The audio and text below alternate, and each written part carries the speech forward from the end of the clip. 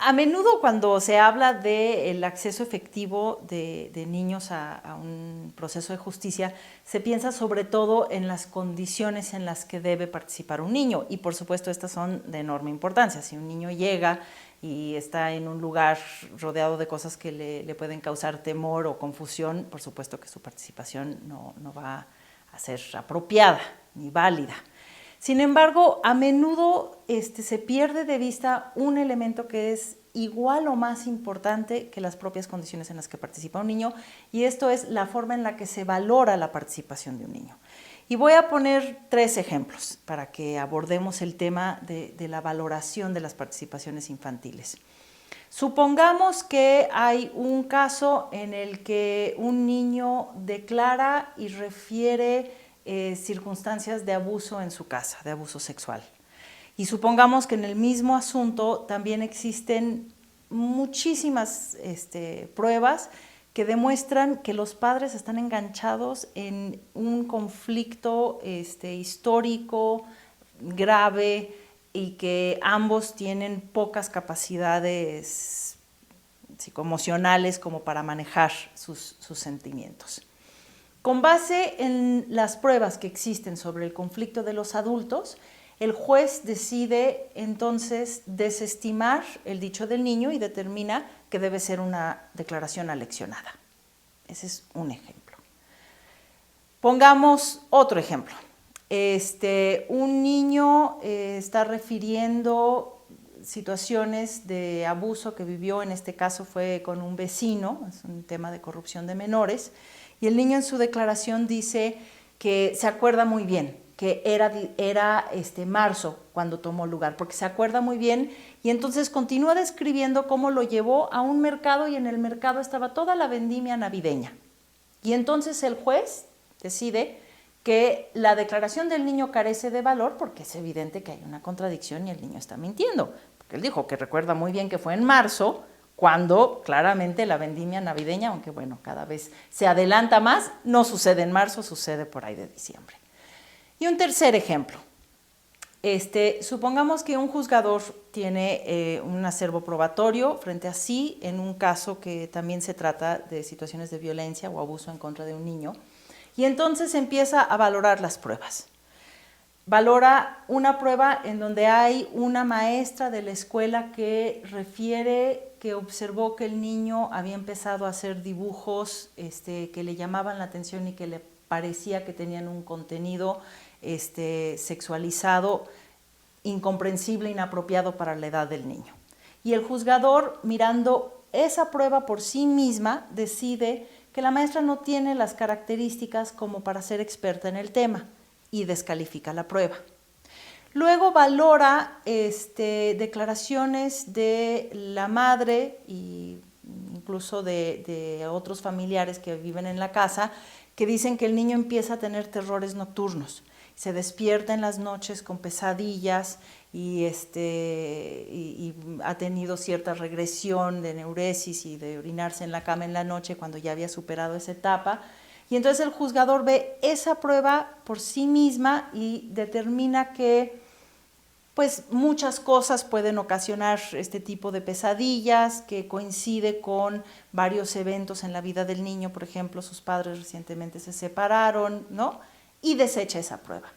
Y finalmente se queda con la declaración de un niño pequeño que es muy escueta y medio que puede entenderse como que refiere cosas que pudieran ser parte de una experiencia de abuso, pero es muy, muy endeble la declaración del niño y por lo tanto entonces concluye que no hay elementos para considerar la posibilidad de un abuso en ese caso.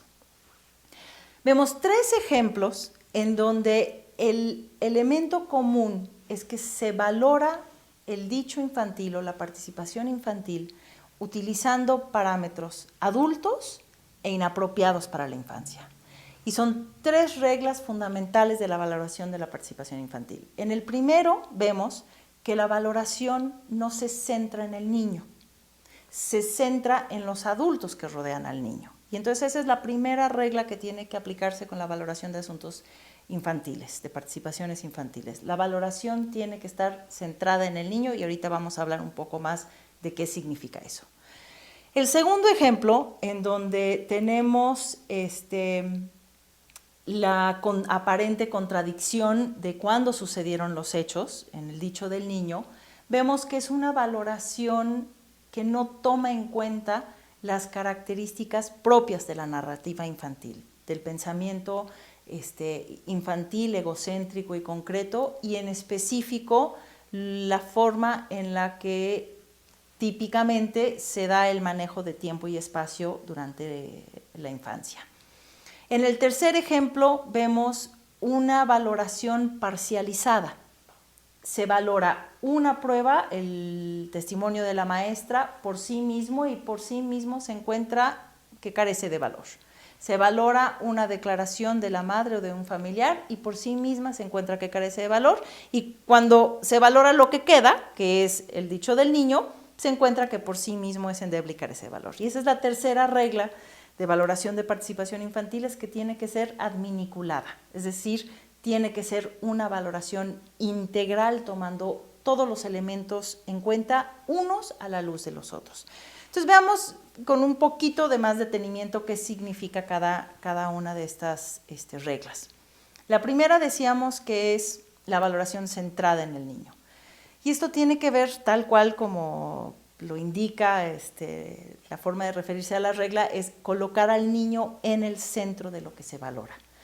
En el protocolo que publica la Suprema Corte para juzgadores en la impartición de justicia en asuntos que afectan a niños y niñas, propone como un método de valoración centrada en la infancia o con enfoque de infancia, que en un primer momento se tomen todos los elementos de prueba que emanan directamente del niño o de la niña. Declaraciones, periciales médicas, periciales en psicología, es decir, todo elemento probatorio cuya producción involucra de manera directa la participación del niño. Y que se haga una primera valoración de estas en consideración de las características particulares del niño, edad, grado de desarrollo, del paso del tiempo en la misma. No es lo mismo una prueba proctológica, una pericial en proctología a la semana de haber sucedido los hechos a una que se practica 8 meses después o un año después.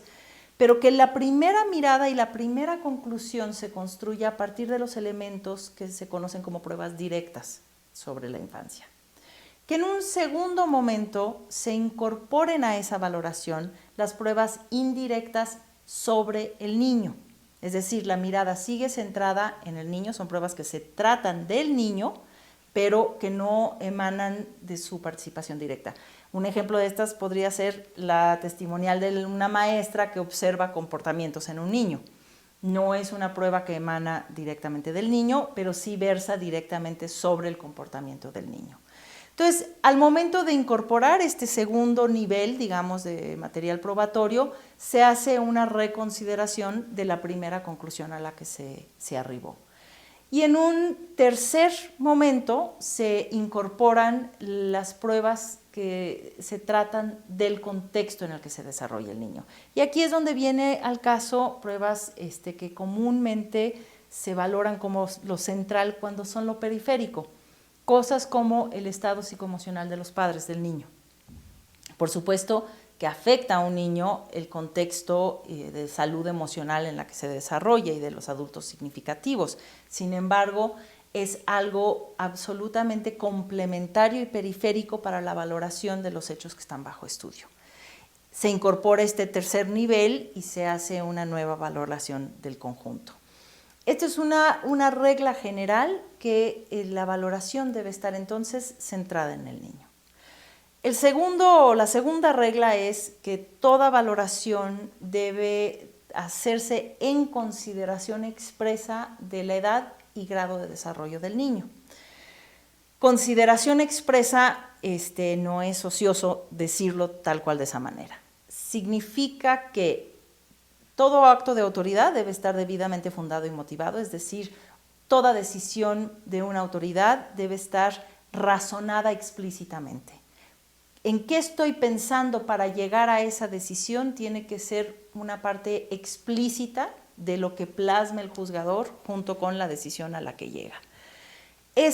ese razonamiento explícito debe considerar la edad y el grado de desarrollo del niño. No basta con decir, y en consideración de la edad del niño, concluyo tal. No, ¿en consideración de qué? En este caso es, en consideración de que el niño cae en contradicciones con respecto a la fecha y que el grado de desarrollo hace que la comprensión de nociones abstractas como fechas, calendario, bla, bla, bla, y por tanto se concluye de una u otra manera la valoración sobre el dicho infantil.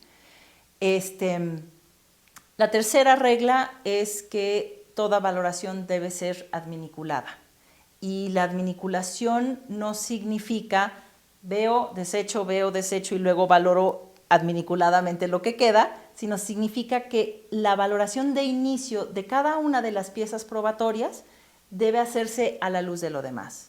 Entonces yo veo, ciertamente la declaración de una maestra no es una pericial especializada, la maestra no es perito en psicología ni especialista en abuso sexual, es una testimonial sobre un comportamiento que cobra sentido no solamente en razón de un saber especializado como definición teórica en un libro, sino cobra sentido en cuanto a que lo junto con un niño que está teniendo pesadillas, con un niño que, si bien de manera escueta hace referencia a vivencias eróticas que pudieran ser indicativas de abuso, y en su conjunto cobran sentido. Los delitos que se cometen en contra de la infancia, la violencia vivida por la infancia, por la propia naturaleza y forma de expresarse de los niños y las niñas, tiene manifestaciones diversificadas en diferentes áreas de la vida del niño. Un niño pequeño, por ejemplo, la tristeza no solo la manifiesta diciendo estoy triste y llorando, la manifiesta interrumpiendo su sueño, tal vez teniendo mayor comportamiento agresivo con sus pares. Es decir, las manifestaciones típicas de la infancia son de tal suerte que obligan una mirada integral y articulada, adminiculada de todos los elementos.